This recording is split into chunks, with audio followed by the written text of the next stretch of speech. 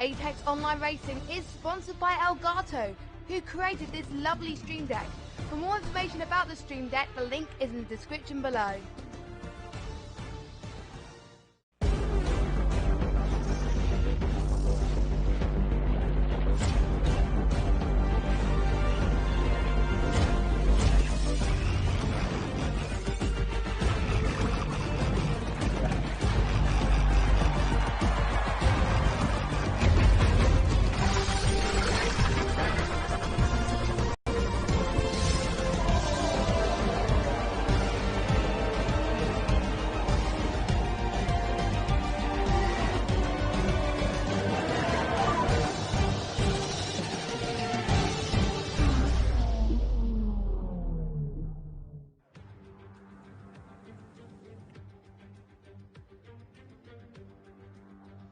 Hold on, they can't hear you.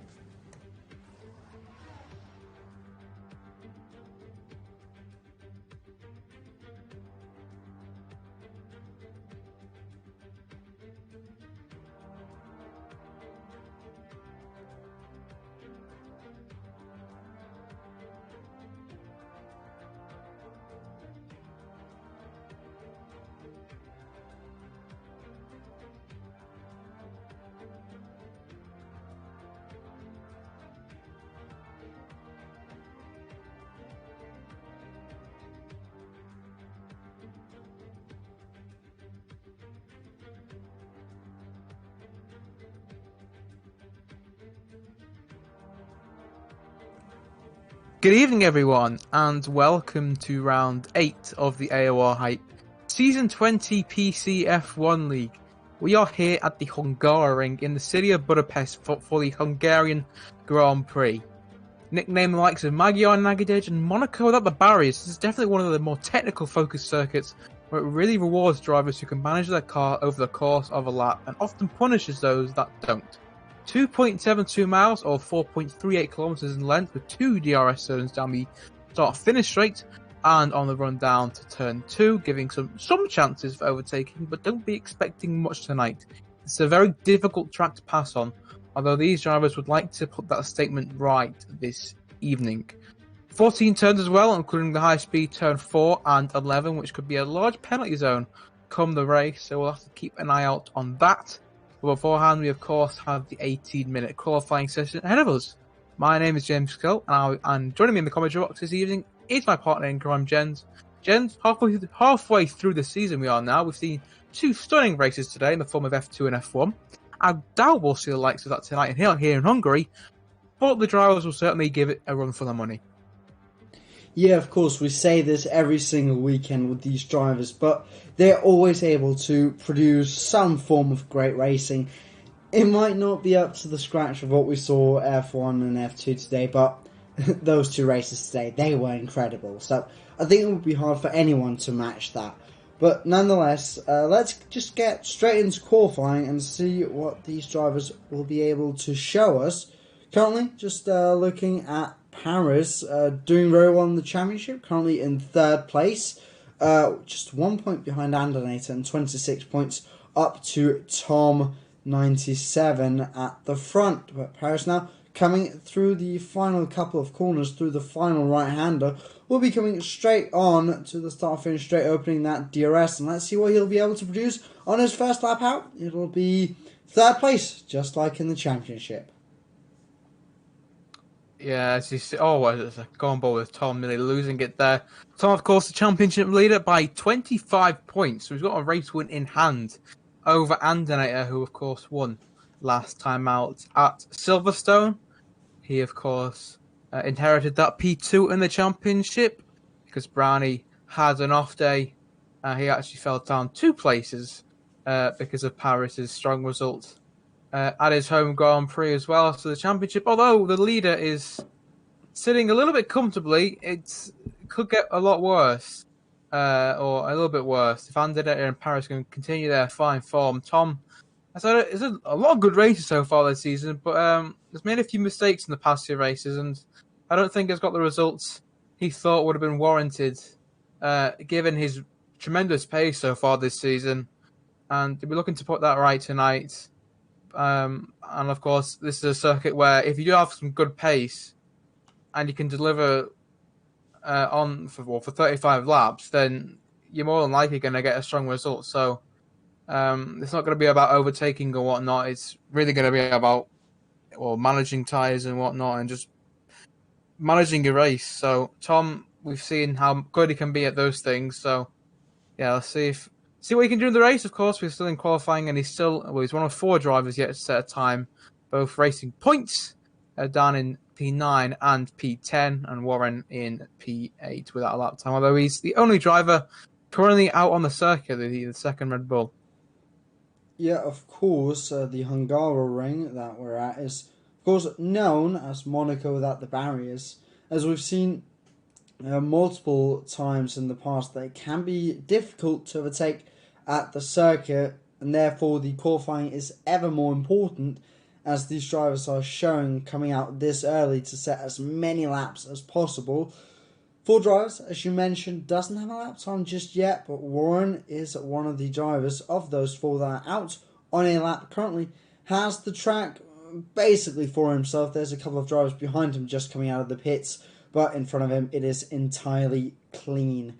Sets the time purple in sector number 1, now into sector number 2, coming up to that very difficult chicane in the middle, turn 6 and 7 that is. Then coming into the S's, that very windy bit of 8, 9, then 10, before coming through 11 just now, where you just lift off the throttle before coming hard on it once again. Doesn't go purple in sector 2, but still a strong showing from him. Then coming into the 2 180 corners, first 13, and after that it'll be through the final corner of turn number 14. Let's see what he'll be able to do compared to the likes of his teammate and the 2 Mercedes drivers of Andinator and Scrippy at the front. And Warren goes provisionally pole just in front of the 2 Mercedes with 11 minutes to go of this session. Yeah, we should be dipping into the mid-12s, I would say, for pole position. So still a bit of time for Warren to find. Of course, that's just his banker lap. But it's still very impressive, and still might not be even able to catch that 13 flat from Warren. But it's looking really good for Red Bull at the moment. As for Mercedes, Scrippy now just coming out, and obviously Andinator will be looking to challenge that lap set by Warren straight back, as he's also on a flying lap, as is Paris as well. Thaler also on a lap as well, of course, race winner, of course, in P5 in the championship. Had a few tough spells in the past few races, but I think this might be one of his more stronger tracks, although his first lap is the slowest of all the 8 times we have on the board at the moment. But it's coming towards the final few corners, the semicircles that make up turn 13 and 14, as he rounds the final corner now in the McLaren. Gets on the gas very early indeed and goes up towards the line, and he goes up to P4, which is a much better representation, but still 2.5 tenths off Warren's time. Yeah, of course. There are many corners at this track where you can lose quite a bit of time, especially through that S section on the back end of the circuit, all the way from turn number 6 down to turn number 11.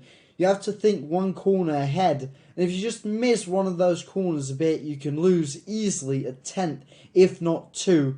Therefore, it's so ever important to get that part of the circuit right, especially if you want to get a good lap time and might want to challenge for pole position, as I would imagine the likes of Tom and Andinator and probably also Failer will want to do, seeing as they're up there in the championship and they might not be wanting to battle it all out during the race. They'd maybe rather want to have a quieter race but be able to score a good amount of points. So therefore, getting that good lap time in and really maximising the time through the second sector is very important for them. Yeah, unsurprisingly, track position is key here, so that's why we've seen everyone come out on the set of soft tyres. Now, all but Kreiseks have set a lap time, and the gap between Andrea and Brownie is 0.5 of a second, which at a circuit where it's very easy to gain or lose time, that's not as big of a margin as, say, Austria, where there's not that many corners to win or lose time. Hungary is definitely one of those key circuits where, track position is key, and obviously Andrea still leading as we now get into the stage of qualifying where drivers come into the pits, and Warren once again deciding to go out earlier than everyone else and rewards himself with pretty much a lonely track to himself and clean air for days. So we'll see if that benefits him or in one shape or form or whatever, and we'll see if he can take back provisional pole. But it looks like 4, 5, 6 maybe way fight for pole. And then in Paris, of course, the two drivers who have dipped into the 112. But you'd imagine Warren, if he doesn't make a mistake on this lap, should be able to do something similar. And of course, Padlo Fuentes isn't far behind, and Tom, the championship leader, you can never rule him out for a potential pole or maybe front row. But yeah, it's looking very interesting as we get into the climax of this qualifying session. And still a long way to go, and still a lot of things yet to be, it's a lot of questions yet to be answered. Very much indeed, and a thing that would be very important to mention now, with just about 6.5 minutes to go of this qualifying session. After the qualifying session, we'll be redoing the lobby because we only have 11 drivers, and we don't want any of the drivers to get an unfair advantage of not wanting to set a lap time and then having to start on worn tyres than others because they haven't set or have set a lap time. So to fight that issue, we're redoing the lobby and making sure that everyone get on fresh tyres for the race, meaning that during this qualifying session, you most likely won't be seeing anyone out on a set of mediums or hard tyres for race strategy. Rather, you'd be seeing everyone battle it out on a set of soft tyres, and then come the race, well, in about 5-6 minutes time, you'd see some of the drivers in the top 10 start on a set of medium tyre or maybe even hards to get that optimal strategy for the race instead of having to think about it during the qualifying session. Yeah, and drivers can give it a little bit more 10% to try and eke out that little bit more pace that maybe you might not risk, given the fact that you'd usually have to start on the tyres you set your best up in qualifying on, but that's completely wiped out the window. You can send these tyres to the grave. Really, you really don't need to care for them. You can push to the absolute limit, and that's obviously what the drivers are doing. Padlo Fuentes, also known as Norbert, goes on to provisional pole, of course, at his home Grand Prix, I'm pretty sure. I think it's one of 2 home Grand Prix, himself and Scrippy.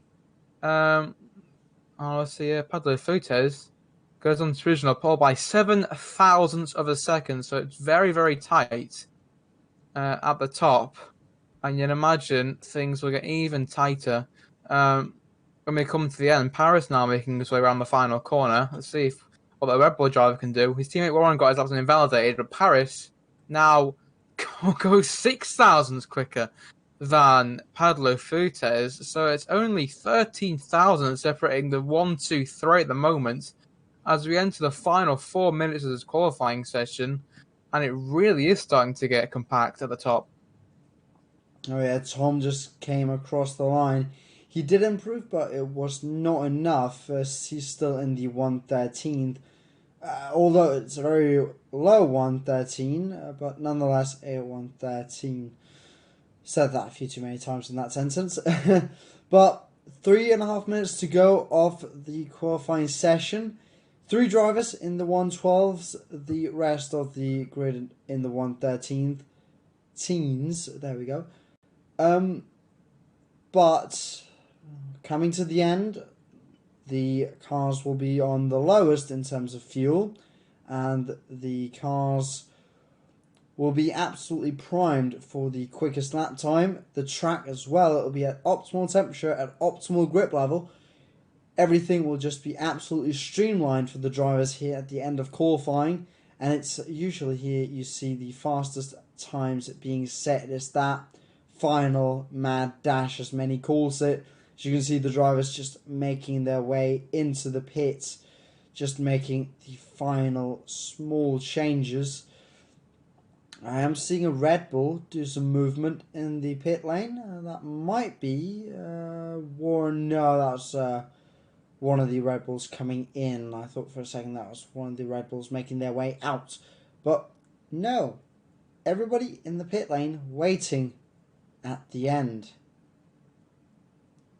Yeah, not got a lot of time to move on, especially considering the fact that, like usual, they're going to back up at the end of their outlap and try and get as much space as possible, because turbulent air obviously doesn't make as much effect in the game compared to real life.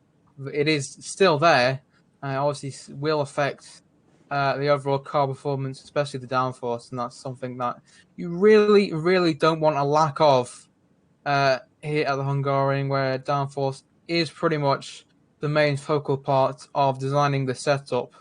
At least that's what you would expect, to give yourself the best possible chance of a good result. So we've seen everyone now coming out of the pit to their final attempt, apart from Josh, who is still lounging around in the garage, but has now decided to come out very late indeed. He's going to have to push a little bit more than what he'd hoped for to make it to the line in time. The rest will obviously find it a lot easier. Minutes to go in this qualifying session. Who's going to get pole? I mean, 13,000 seen the top 3. It could be any of them. It could be Tom, possibly. It could be Warren. He was very quick on his second attempt, but got his lap time invalidated. So if he can keep it clean and not repeat his mistake, then he could potentially challenge for pole position. The rest, maybe it might be a little bit far behind, but who knows? Maybe we could see a lap of the century from one of the drivers further down the field.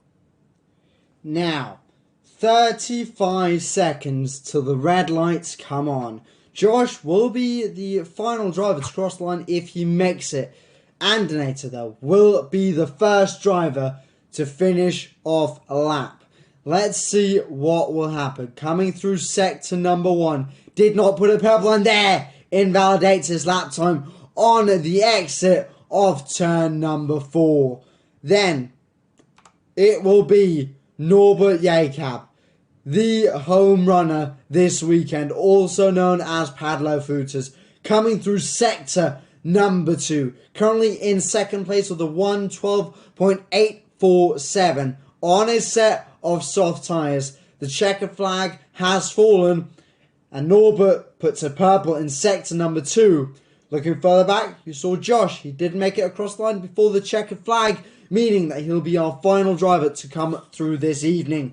Now through the final corner, Padlo Footers comes. He'll come up to the DRS line, open it wide open, come up to the line, goes second fastest, does not improve on his lap time. Then it will be Paris coming up next. Paris will not improve on his lap time. Then it'll be Warren. Warren improves, goes third fastest. Then it'll be Chrysix, goes 6th fastest. Then it'll be FK Gaming, goes 8th fastest. Now Tom coming up to the line, coming through the final corner. Ooh, gets a bit wayward on the line there. Up to it he comes, goes first fastest. Provisional pole, 1:12.832. Next driver, it is Scrippy going 8th fastest. Then it's Josh, the final runner up to the line. Goes 6th fastest. No, actually, Jan Fedor will be last, but no, dropped off his lap time, meaning Tom 97 takes pole position for the Hungarian Grand Prix. And there's 97 thousandths separating first and sixth. Wow, that's close. That's mighty close. That's a blink of an eye between first and sixth on the grid at a circuit where track position is mightily key. And he got it by 9 thousandths of a second. Paris couldn't improve. Neither could Andernator. I mean, Andernator got his option invalidated, so maybe he could have challenged. But look how close between the top 4, top 5. Warren is 1 thousandths quicker than Andernator. It's incredibly close. Yeah, you see Tom taking pole position and a 10th splitting the top 6. But Paris takes the front row along with them.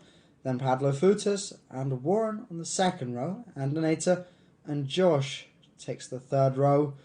Then Kroisix and Skripke takes the fourth row. Skripke, the other home runner this weekend.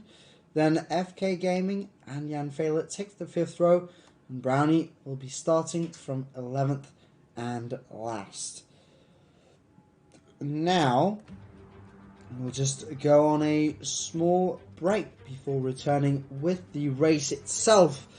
Of course, since we are very few drivers this evening, we need to make a bit of changes in the setup of the lobby and make it fair for everyone, meaning that it'll take just a bit of time, but it won't take more than 3 to 5 minutes. So, until then, go grab a snack, grab a drink, and get ready for what will be a very exciting race coming up.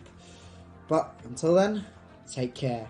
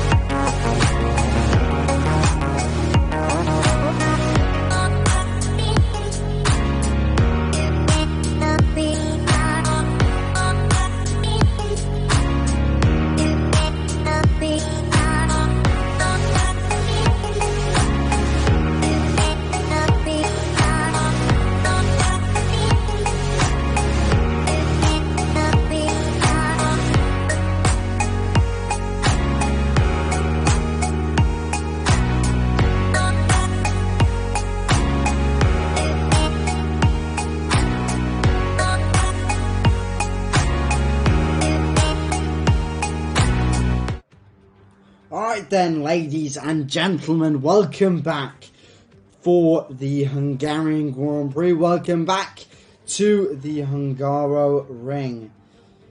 We are just in a moment going to be readying up for the race itself.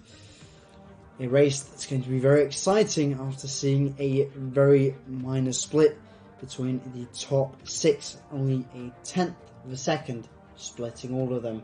So, James, what do you think we can expect from the next many laps? Well, if the drivers are as close in qualifying as they are on race trim, then it might not be the most action-packed Grand Prix, but it's definitely going to be close, and penalties will probably once again have some sort of deciding factor. But we know how quick these drivers can be wheel to wheel, so we'll see if drivers opt for that or just opt for a typical slipstream train. But regardless, it's going to be very, very close for the win and for the podium places as well. Even though we still only have 11 drivers, it's still anyone's game. There was only 5 tenths separating the whole grid. So you never know. Hungary can also produce some rain, but as it stands, it looks pretty sunny here in Hungaroring and Budapest. So I wouldn't really count it out, but it's quite unlikely. But regardless, I think this race should be an interesting one, and it might have some stipulations for the championship. We'll have to wait and see. Yeah, of course, no matter how many drivers show up to a Grand Prix, we're pretty sure here in AOR to get some great racing. Sometimes, actually, a smaller grid can make for better racing because you're not having to worry about the drivers far outside the top 10. So you might go for a bit more of an audacious strategy, meaning towards the end, the field can get quite close and be fighting quite a bit. And talking about strategy, in just a few seconds, we're going to be able to see what the drivers have chosen for this Grand Prix. If we're just going to see them now, I'm just going to switch over to that, as you can hear the fans in the background. I'm just going to jump onto the detail screen and see that all, except 3, all have hard-ons. Tom, Padlofutis and Scrippy, the 2 home runners and our championship leader, choosing the mediums, the rest of them going with the hard tyre. That's interesting from Tom there. So he obviously has the impression that he wants to bolt off and take advantage of the P1 he has. But obviously, that obviously depends on if he can get away at the start well. But yeah, most of them going on to the hards at the start. And you can imagine, as the pit strategy suggested, that they're going to go on to the mediums and vice versa for the 3 of them on the yellow striped tyre. But that's if it goes to plan. It might not do, though. We see a fair share of incidents at Hungary. But we'll have to wait and find out. With the lack of drivers, maybe we'll see a clean start, but who knows? Tom will be hoping for that, certainly, because he wants to extend his championship lead. 25 points coming into this Grand Prix. He'll be looking to make it even more. We'll have to wait and find out, though. He'll have 35 laps to defend if he gets away well. That will obviously determine the following stage of the Grand Prix. And we have a Grand Prix which could be interesting, could not. Could have overtake, could not. Could have rain, could have not. We'll have to wait and find out, though. We have the 2 thrilling Grand Prix today. We'll see if we can add a third to that list. At the Hungaroring. Here in Magyar Nagydej. Monaco without the barriers. Let's see what these 11 drivers can conjure up as we get going for racing lap. 35 laps ahead of us. If the red lights actually want to come on, which would be very appreciated. Although it looks like we're having a little bit of a small bug, it seems, which is absolutely fantastic. Definitely what we would have wanted. I think doesn't seem like the race directors have clearly fallen asleep, but they're back awake now. Finally, when the 5 red lights go out, we can get going. After a very, very, very long delay, the drivers will be affected by that, but Tom certainly not. He's blasted away off into the distance, and that is Pablo Fuentes going wheel to wheel with one of the Red Bulls. Looks like Paris going wheel to wheel. That's Warren going wheel to wheel, and he's forced off the road there. There's a bit of contact between himself, and it looked like a Mercedes of Andernator as the tyre boards are getting all fluffed up.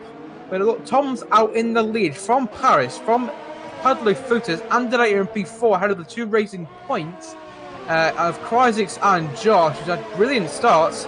Then comes Jan Failer going wheel to wheel with FK Gaming through turn 4 and turn 5. This is not really an ideal place to go wheel to wheel with 2 German drivers, but they're braving it out.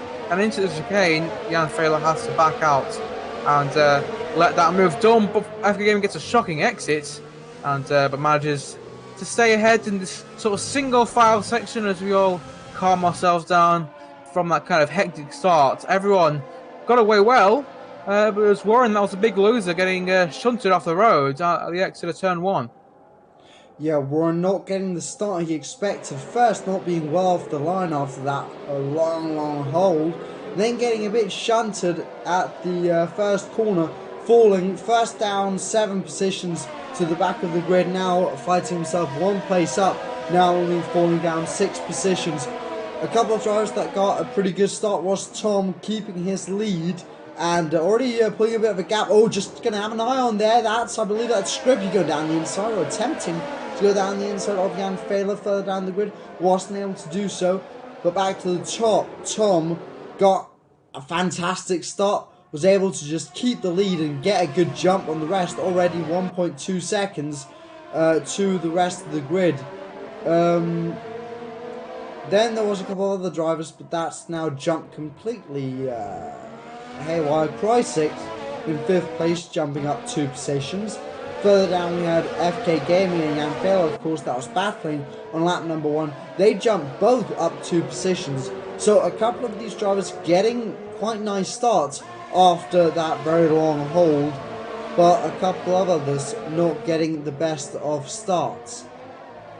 Yeah, and Andernator being one of them. I was right to assume that Andernator was the one who made contact with Warren. I'm pretty much 100% confirming, because he obviously has wing damage and comes into the pits because of it. That's not a great start for last week's race winner. Coming into the pits already on the start of lap 3. He'll be right at the back of the field, and it'll be sort of recovery drive from now on, although he's now back onto the circuit. Alright, that was unexpected. He was just following on board, and he suddenly just glitched out onto the circuit, and unsurprisingly, he looks to be done with things. So who's not done with things is Warren. The other guy involved in that one incident. He's looking to make recovery from that incident. He's trying to get past Jan Failer, but can't quite do so. He's already got past Brownie in the Renault, trying to get past another Renault powered car in the form of Failer, but couldn't quite do so through turn 2 and 3. DRS obviously has been enabled, and drivers will be able to use it when they get onto the start-finish straights. Paris won't be able to use it though, because he's without behind, a second further back behind, 1.2 seconds to be in fact, behind Tom 97, who's doing a very good job setting the pace out front. Pablo Fuentes though will have the RS. Obviously he's on the medium tyres, so you'd expect him to be right behind Paris, but obviously doesn't look like he's been able to make a sort of challenge. That's Scrippy looking for a move on FK Gaming, as this pack of cars has been dislodged a little bit by being held up by Andernator, and is why they are so far back, around 3 seconds back, nearly 4 seconds to Pablo Fuentes in 3rd. So a lot of work to do for the racing points, but Krysix's got a lot of clean air. Let's see if himself and his teammate Josh can put a challenge on for potentially some podium places. Yes, you can see already early on here, the grid is very much split up into 3, well, 4 pieces if you count and an 18 as well. You have Tom running off at the front with 1.6 seconds down to Paris and Pablo Futas.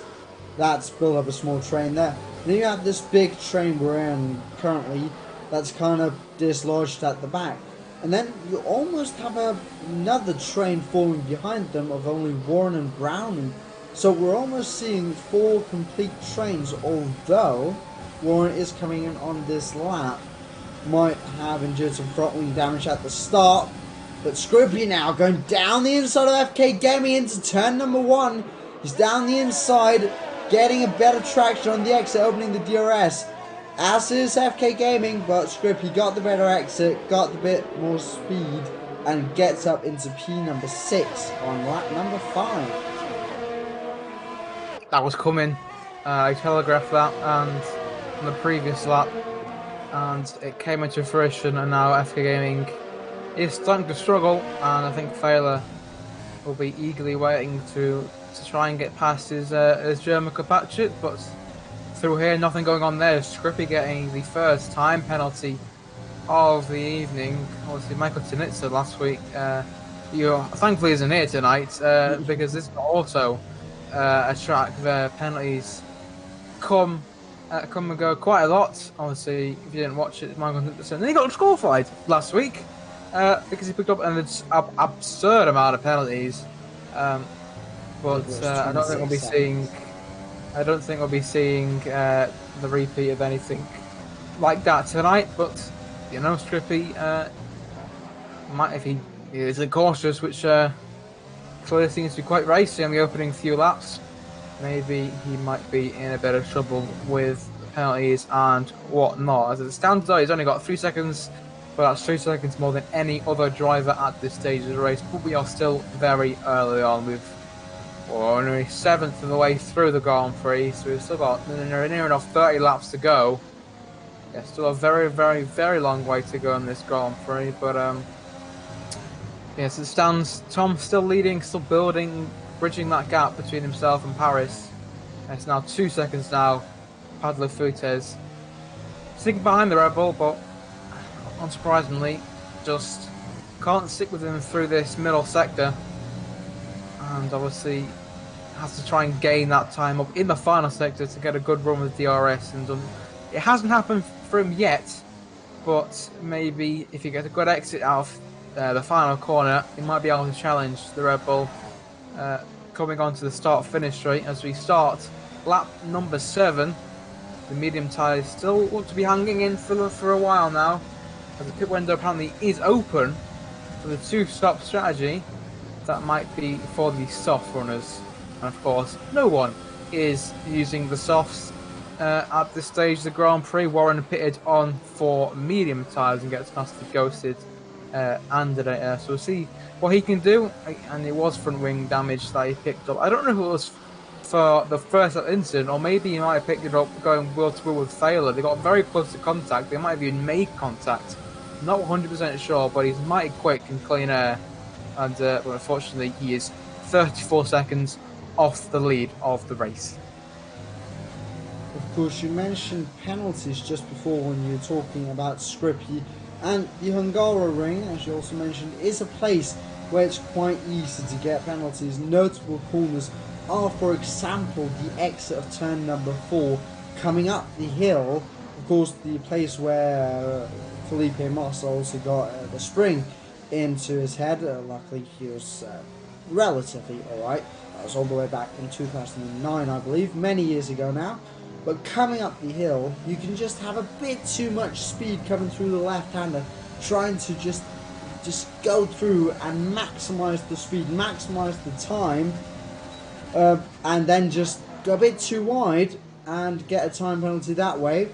Warren now also picking up a 3-second time penalty. Scrippy is now making his way past Josh. Scrippy, of course, even though he makes his way past, he will now have to build up a 3-second gap down to Josh and the rest of the drivers to keep his position in what is now 5th place, but that is not something we need to focus on just yet. We have many laps to go. Just coming through that turn 4 now, you saw just get a bit too far wide or a bit too far to the right hand side and go off the track. Another place that's quite easy is right there. Scrippy, perfect example, getting another 3-second time penalty now. You can just cut the chicane a bit and get a time penalty that way. Also, turn 9 as he just went through, turn 11 he just went through, and also we have seen sometimes turn 12. It can be easy to just go a bit wide. Many corners on this track where you have to be very wary of where your right or left hand wheel set is in the acceleration zone. So our final corner here, turn number 14. A bit too wide, get a warning, get your third warning, get a time penalty. That goes on all through the race, and Scrippy on lap number 9 has already received 6 warnings, and already received 6 warnings, and that equates to 2 time penalties of 3 seconds, in total 6 seconds worth of penalties.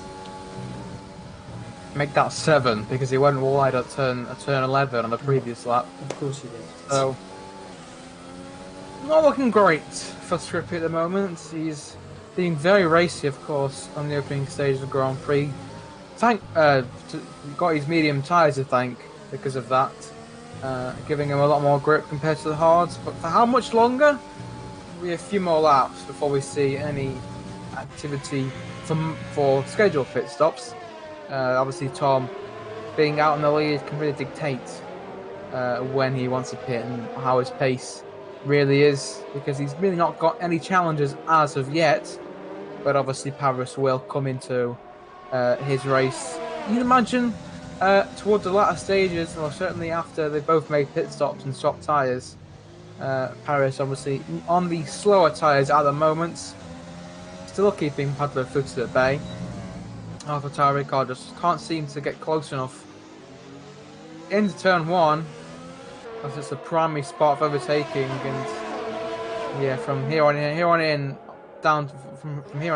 to the end of the lap, it's pretty much single file. So unless Paris makes a mistake, it's very unlikely that you're gonna see any sort of moves through sector 2 or 3.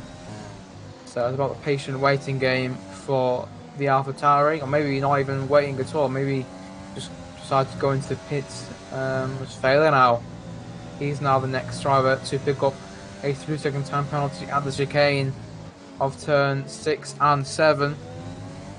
Very interesting to see if everyone gets a penalty, and obviously how that'll roll out things come the end of the Grand Prix. But obviously we've still got 25 laps to go and still a lot more racing to be had. Tom still leads. The gap is now 3.2 seconds between himself and Paris, and Padlo Futs just can't get close enough. You can see he's gating with that DRS, but obviously prioritising the high downforce obviously isn't giving him as much straight line speed as he wanted, and of course the straights are 100 metres too short for him to produce any sort of challenge to Paris, and Paris really hasn't needed to defend or make any strange moves to try and protect his P2, because he's just been driving like he usually does, very clean, very composed, and as it stands in P2, still setting good lap times, but Tom still has the edge, and Tom's still quicker than Paris, but it will be a matter of time before that swaps, and Paris starts to gain a little bit on Tom, and then we see the first pit stops of the evening. Of course, when they come, it'll be interesting to see where the different drivers form out compared to each other, because we have we have 2 different main strategies, and then there's of course what lap you decide to pit on and how you do your race. We have the 3 drivers which are now at the top, or close to the top, of Tom, Padlo Futs and Scrippy, all on the medium tyres from the start, and then of course Warren that had to pit early, also going on to a set of medium tyres. Then you have the rest of the grid with the hard tyres, And I believe the medium to hard strategy is the one the 3 drivers at the top are going for, and the drivers on the hard side is going for the hard to medium strategy.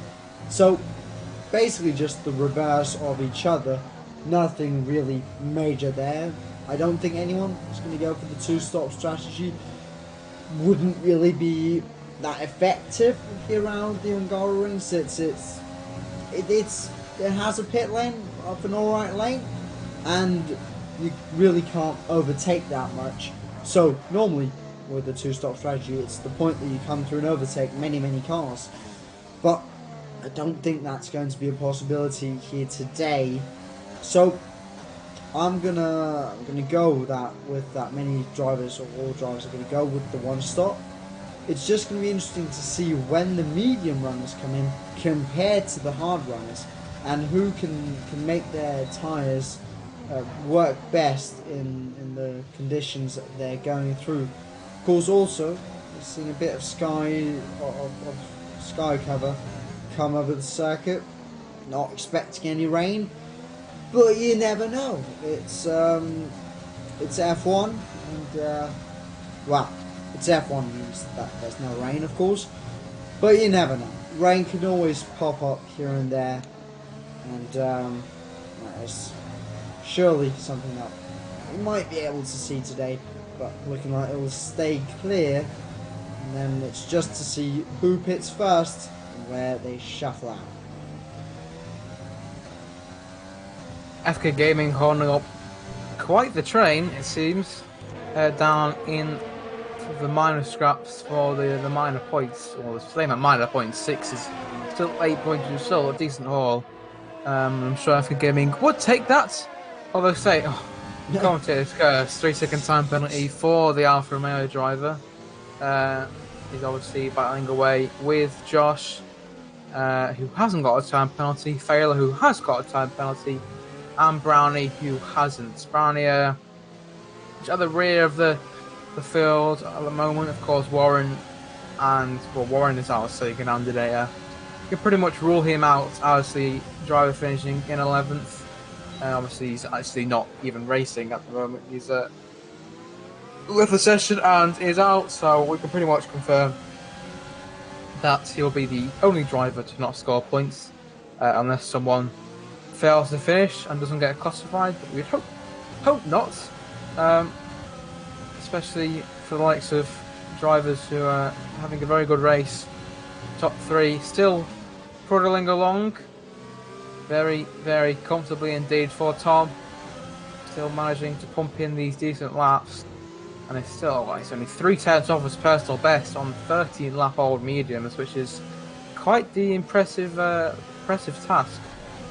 This long into a stint on the medium tyres at this circuit, but how many laps can he go? How many laps can Pablo Fuentes go before he decides to call it a day on those medium tyres? Of course, drivers would love to get rid of these tyres as quickly as possible, but of course you run the risk of running longer on the hards, which obviously isn't the most ideal race tyre towards the end of the Grand Prix, when obviously they're going to be battling the likes of medium runners, or maybe even soft runners, depends if drivers opt for the 2-stop.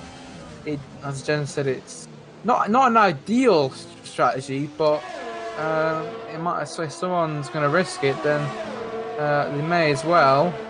As a Failer is defending from Brownie, as a Failer might have made a mistake or two. He's dropped off the tail of FK Gaming and Josh, and Brownie is now right with him. The German driver versus the German driver, but nothing doing there. Brownie, Failer manages to stay ahead for the time being, but has lost DRS to the 2 drivers in front, which isn't great news, but Brownie will stick behind him for the time being, and Tom's actually getting close to lapping Andanair, quite ironically. First place in the championship against second place in the championship, and he's going to lap him coming on to lap 16. But yeah, now the gap's now 4 seconds, so it still looks like these medium tyres are very much in shape. At least Tom's are. Padlo Fuentes still right there with Paris, knocking on the door, inquiring about the move, but Paris hasn't answered yet, and he's still being as difficult as ever to pass at this very difficult circuit to overtake, and yeah, not much activity going on at the moment. It's a waiting game now to see the first bunch of pit stops from the medium drivers. Yeah, I was just on board with Padlo Fuentes just a minute ago when that small marker from the game, ever so lovely, came up and told me that the one-stop strategy for the medium to hard tyres has just opened. So it'll be around now to the next couple of laps where we'll see the medium runners come in. Of course, only 3 drivers that we'll be seeing pit, but nonetheless important pit stops. And I believe the first 2 have already taken the stops. Tom coming in, Padlo Fuentes coming in. Let's see, does Scrippy come in as well? Yes, he does, meaning that we will no longer have any medium reset. Never mind, saying that, Josh pits as well. So we won't have any drivers that started on the mediums left on the track, but we might see Josh come onto a set of medium tyres. Yes, we do. So already going on to the medium tyre, which is a bit early, I'd say, but you never know what the strategy is. You might have thought he'd take the hard tyre a bit longer, maybe 5 laps, 3 to 5 laps, but nonetheless coming in on end of lap 16 on to lap 17 is his choice, and going on to the medium tyre he does. So now we're just missing Paris, Price6, FK Gaming, Jan Failer and Brownie to come into the pits. Of course, Antonate as well, but he is far out of this Grand Prix. Because we have Warren on 11 laps old medium tyres. I'm guessing that he'll have to come into the pits. He might come in for a set of soft tyres, or he might come in for another set of mediums. That'll just be something we'll see later in the Grand Prix. But I don't think that we can count on him going all the way to the end. Saying that it's a bit too early to go into the mediums, I think might be a lie, because FK Gaming and Jan Failer is also coming into the pits at the end of this lap onto lap number 18, also going on to the medium tyres. So I might have had that entirely wrong, or we're going to see punctures towards the end of the Grand Prix. Potentially. I think the mediums can make them last. Obviously, lower fuel, maybe not. Obviously, they're going to push a lot, but I think they're going to be alright as long as they can manage the tyres in this phase of the Grand Prix where they won't be stuck behind a car, overheating the tyres and burning them out a little more than they would like. So, for the likes of Josh, FK Gaming and Failer, they're going to have to do some time management, a bit more time management than the drivers on the hard, but in the plus side of things, they will obviously be a lot quicker than the hard runners, although there will only be 3 of them once everyone comes into the pits. Paris responds to Padlo Fuentes. It'll be interesting to see where he files out. Price comes in as well. Brownie now will take the lead, although saying that, Tom is right behind the runner driver, and you'd assume we'll get a pass with the use of DRS. Brownie defends the inside line and just lets Tom breeze around the outside. So Tom retakes a lead, and Padlo Fuentes has made the undercut work on Paris. Unsurprisingly, to be honest, he was setting some really good set times out on the track, and Padlo Fuentes now up into a provisional 2nd place. But of course, Paris now, with those medium tyres, it's a complete role reversal. As Padlo Fuentes on the medium tyres chasing after Paris in the opening stage of the Grand Prix. Now after being completely flipped, can Paris do what Padlo Fuentes was unable to do, which was make an overtake? As it stands, Paris, well, it's just within DRS range of the AlphaTauri driver, and we'll see if he decides to make his move. Will he make it earlier in this stint. So Padleford does now get his first time penalty of the evening, or whether Paris will decide to just brave it out and then go on the attack towards the latter stages. But we'll have to wait and find out. Brownie still carries on, so he might become a nuisance for these two drivers if they can catch up to him in time. But Brownie comes into bits in the next lap. I don't think they'll be able to catch. Paris getting very close to Padlo Fuentes with the use of DRS. I thought Padlo Fuentes might have got DRS from Mercedes of Andrea, and because he didn't, here comes Paris now down the inside of turn 2, and that was a lot easier than I thought it would be. Paris now moves up into second place, well, third place, provisional second. And yeah, Padlo Fuentes didn't really make him work for that. That was a very easy move down the inside of turn 2, and yeah, now they're back into the usual Paris ahead of the AlphaTauri, but this time Paris now has the better tyres. Yes, indeed, and with 15.5 laps to go, I'm just checking the leader times. So his gap up to Tom in the lead is just around the 4.2, 4.4 second mark, and it is shrinking quite quickly. So with Brownie diving into the pits now, not being a nuisance to Paris, we might be seeing a bit of a battle for the lead come the latter stages of the Grand Prix.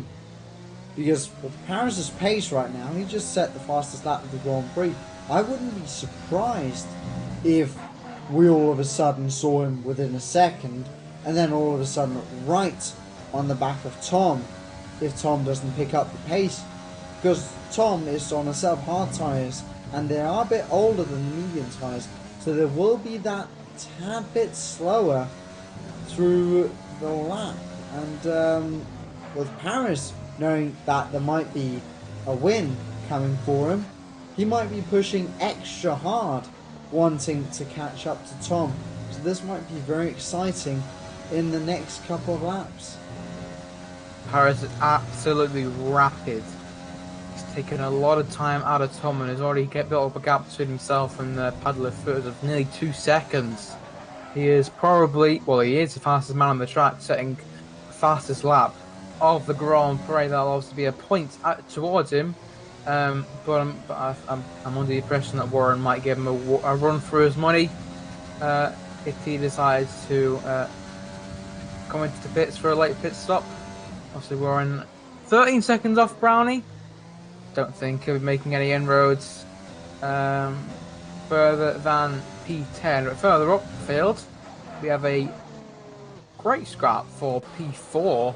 We have Scrippy leading this train ahead of the 2 Racing Point, Elgato Gaming and Failer. Brownie is unfortunately a little further behind after pitting a few laps later than everyone else, but if these start battling and get into a kerfuffle, then Brownie could probably be able to make up that time. And considering the fact that Scrippy was very aggressive in his moves, getting past people, I wonder if he's going to be show the same intent when defending. Obviously on the hard compounded tyres for drivers behind him on the mediums. See if Josh can be able to get past and take that 4th place, but I don't think I'm making any more progress ahead of them. There's 9 seconds between Scrippy and Padlo Fuentes, although Padlo Fuentes does have the 3-second time penalty, which Josh doesn't have, so Josh is keeping it very clean so far, as of course is Tom and Paris and Brownie. Those are the 4 drivers still in this competition, still without time penalties. Can Josh get past Scrippy down this start-finish straight? He used DRS, he's used ERS, he used everything he can. Scrippy showing his intent, going very early, just cover the inside, any chance of the Racing Point getting past, but in the end Josh is a bit too far behind. As Scrippy locks up quite a bit there going into turn 2, manages to keep the car still going and take the apex of turn 3, but looks like Scrippy starting to struggle a little bit compared to these guys and it feels like it's only going to be a matter of time before we'll see some moves in this gaggle of cars.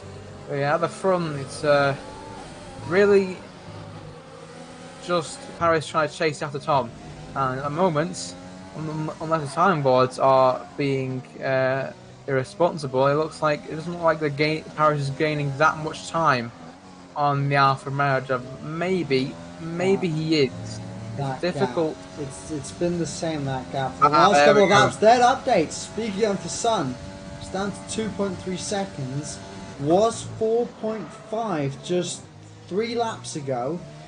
So Paris is catching, and he only needs 1.2 seconds before he's within DRS range. And then it's going to be real fun for these two drivers and for our spectators as well. So we might be seeing some battling in not too distant future. Let's hope for that, as Paris' teammate now is setting fastest laps of the Grand Prix, up there challenging Paris. That scrap between those two teammates really have gone through this season, with them often splitting the fastest lap times during a race. But now, coming into sector number 3, the gap is down to 1.9 seconds from Paris to Tom.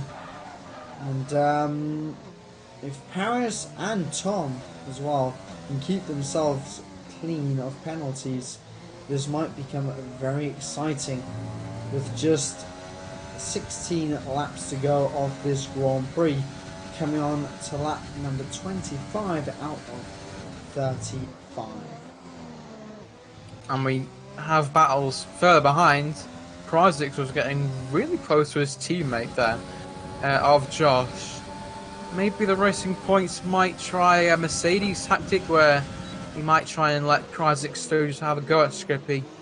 And if he can't get past, then obviously they'll swap positions. But obviously not as much teamwork goes into this as does in the real life Formula 1. So we'll have to wait and find out. Josh is tantalisingly close to Scrippy. But of course, one thing to know is obviously Scrippy's, I would say 6 seconds worth of penalties, but on the previous lap, he just got another one. So that's 9 seconds of penalties for the Mercedes drivers. So that'll drop down there heavily. 12? Oh wow, I must have missed one. That is, yeah, that's not very good. I think that'll drop him easily down to P9. I mean, if anything, Warren might be able to catch up to him if Scrippy continues his feet. Sorry to interrupt, but Jan Fehler just slammed into the back of FK Gaming and lost his front wing. Coming into turn 12, Jan Fehler was just behind FK Gaming. FK Gaming broke possibly a bit earlier than Jan Fehler expected. Then he just went into the back of him. Now coming into the pits as well, losing quite a bit of his front wing, pulling to the side of the road, doing the gentleman thing and waiting for the driver he just had a collision with to get past and get going again. But now, of course, getting the punishment of having to come into the pits, although it's going on to a set of soft tyres, so we might see an attempt for a fastest lap now with just 10 laps to go of the Grand Prix, 9.5 if you count the one that they are on right now, which would be very exciting to see from Jan Fehler. Of course, he won't be losing too much, and oh my! I was just about to come on to the penalties that we saw further down as Tom picked up one. That's now 3 seconds worth of penalties for Tom, 0 for Paris.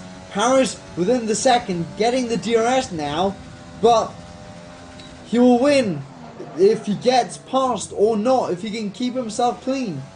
He's in second place, he's within 3 seconds. We might already have gotten a winner of this Grand Prix with still quite a few laps to go. But in a way, if it's not too evil, I'm kind of now sitting and hoping for Paris to pick one up.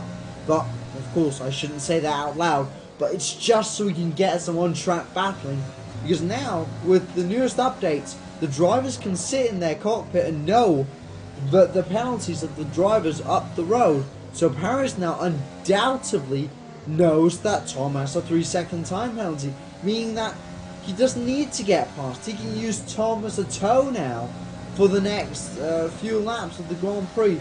And then if he wants to, he can swoop past on one of the straights, or he can stay behind, just coast to the end and take the win on time penalties.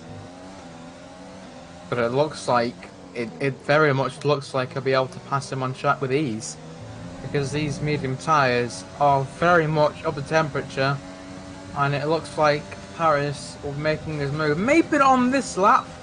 Yeah.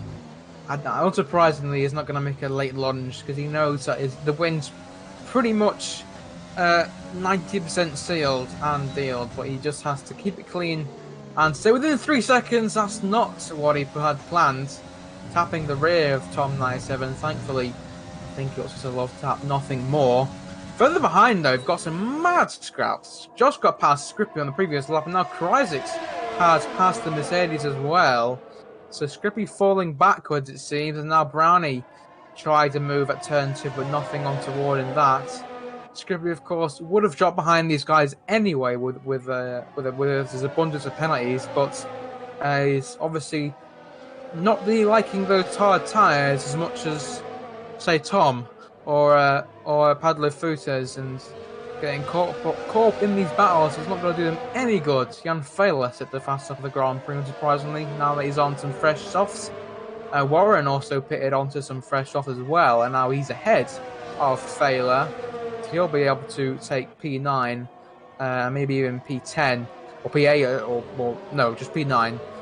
Maybe even another point for the fastest lap, which wouldn't be too shabby, but his teammate obviously going for the win. And it's right close to Tom, but yeah, just biding his time. Maybe he doesn't even want to get past at all, like you said. It's all in the mind at the moment. What will Paris do? Brownie now gets past Scrippy, even before the braking zone of turn 1. And I think that battle has been sealed. And yeah, Josh with P4, Kryzik with P5. Not as a good result for Racing Point as we've seen today. In real life, but I think these two will be very happy what we have at the moment, although Kryzik's with his time penalty will drop behind Brownie, who's having another quiet but pretty decent race at the stands, and still a long way to go. Could potentially sneak up into P4, who knows. But stands he's now in P5. FK Gaming is another 3-second time penalty. He's obviously, after that incident with himself and Failer, he's way behind that Gago car that he once was right with. We have 6 laps to go, including this one. Here comes Paris to challenge for the lead of the Grand Prix. Of course, he's already got it on merit thanks to penalties, but here he goes around the outside of turn 1. He'll get the inside line of turn 2 with the DRS. Tom can do absolutely naught to try and defend his lead, but he's going to give it everything he's got in the locker, but he can't. Paris with a brilliant move to get past. Yes, he had the medium tyres. Yes, they're much quicker, but he had to dig deep to get that move done round the outside of turn number 3. Tom gave it everything to try and take that lead, although even knowing he could have risked it, or maybe even fell into gone into the wall, maybe even been out completely, rather than just conceding his place in second place. But no, that's not Tom's attitude. He wants to fight until the death, and yeah, it didn't cost him at that stage, but obviously now down to second. Paris takes the lead, and it's his race to lose. Of course, Tom's attitude is very much what we want to see from these drivers. Even though he has a 3-second time penalty, even though he could lose it all, even though he's already lost the win, he still keeps on fighting. He doesn't just let it go because it's already decided. No, he thinks that he can, or he still has that spirit trying to fight back, because maybe he can keep P1 just through this battle. Then he can maybe pull out a 3-second gap. he just keeps fighting and keeps fighting. He really lives by the principle of it's not over until the fat lady sings. There are 35 laps in this Grand Prix, and he will race until the 35th lap.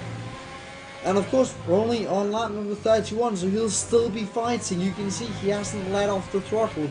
He might not be completely up in the gearbox of Paris, pushing him through the S's here, but he's still close. He's still within that second. He's still trying to fight. It's not over yet for a provisional win.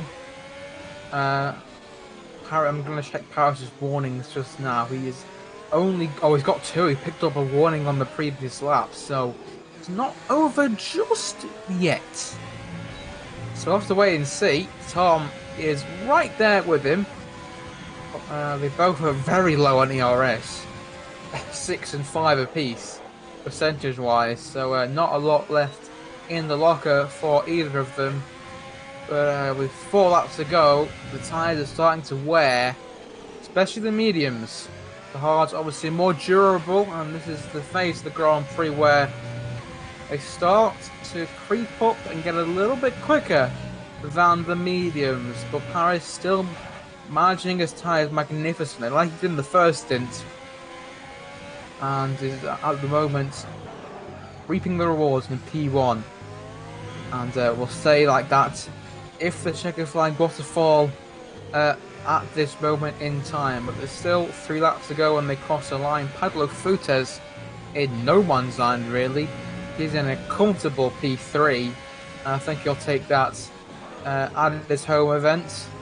All things considered, behind we still have Josh holding up this train of Kryzik's teammate Brownie, and Scrippy still hanging on there in P7, Elgato Gaming in P8, Warren in P9, and Failer has come in for another pit stop change and will be lapped in the process, so he only has 2 attempts really to set the fast lap and take the point, which will be some recollection from a very disappointing Grand Prix, obviously after making contact with his fellow German compatriot with Elgato Gaming. So yeah, Tom still right there with Paris, but it's all down to whether Paris can keep it within the white lines, and if he can, the race win is his. If he can't, it's going to be very interesting the final few laps.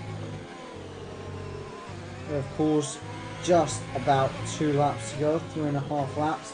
They're coming through the middle of Sector 2. Paris, as you mentioned, is on 2 warnings, and we've seen all through the race, just look down on the right hand side, it is very easy to get warnings and penalties at this track. So if Paris isn't careful and he's maybe thinking too much about it, he might even accidentally go wide somewhere and get himself the 3rd warning and the time penalty, and then all of a sudden he'll have Tom right behind him.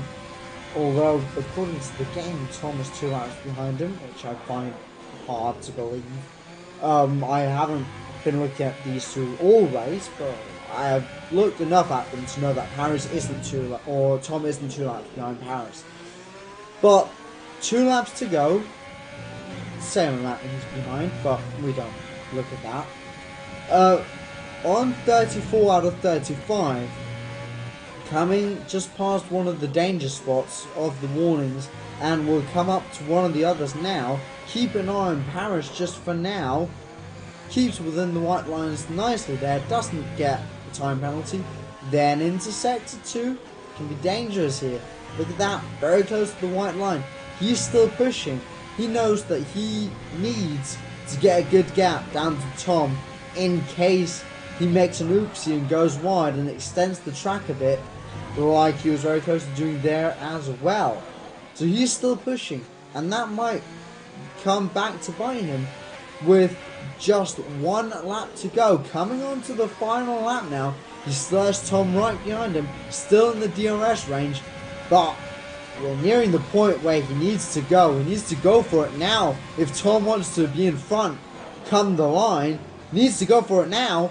and then down the second straight, down to turn number 2. Will he go for it? He's very close. He has the DRS wide open. Goes to the left-hand side, goes to the inside. That was very close between those two. Paris just closing that door in the face of Tom, saying, no, you're not going to get any space. Very nice defending. Hard, but nice defending from Paris there. But Tom, he wants to get back at him. He's pushing, he's pushing, he's pushing. Coming up to the chicane now. He's maybe trying to force Paris into that small mistake that would both open the door and 2, get him a time penalty. So Tom is just trying everything now to get past. He's trying to find that small gap and go for it, but he's running out of opportunities. Coming down to turn number 12 now. In just a second, it'll be the start-finish line. In just a second, they'll see the checkered flag. Second to last corner now. Paris hasn't gotten another warning, and Tom is still behind. They're going to come up to the line now through the final corner. Tom does get the DRS, but he won't be able to go for the drag race across the line.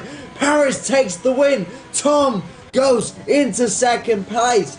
Pablo Futas takes the final podium position in third place. The home runner goes on the podium, and Krysix will come home fourth, and Josh will actually Krysix comes home in sixth. Josh takes fourth, Brownie takes fifth, Strippy goes seventh, FK Gaming goes probably eighth, Warren will go ninth, and Jan Fehler will take 10th, and I believe also the fastest lap. And then 9 minutes and a half. Yeah, what an ending to the Grand Prix that was. So yeah, Paris won on merit and also with the penalties. It didn't even matter in the end, Tom's penalty. Paris got the job done on the track, and that's the thing to take away from this Grand Prix. Paris wins another Grand Prix, his third of the season. Brownie getting a drive of the day. He had a very good race as well. But yeah, Paris very much deserved that top step of the podium. Tom fought valiantly and was very impressed with how he managed those hard tyres in his second stint. But at the end of the day, Paris just had that little edge over him and takes a win. And with that, reduces the championship lead somewhat between himself and Tom from 26 points to 19 points it'll be. So yes, Tom still got a comfortable lead as we head into the final race before the Christmas break. Andrea, though, having an absolute shocker of a Grand Prix after a glitch when he made contact with Warren on the opening lap and glitched himself onto the track whilst coming into the pits, and yeah, left the session, and that was his evening done.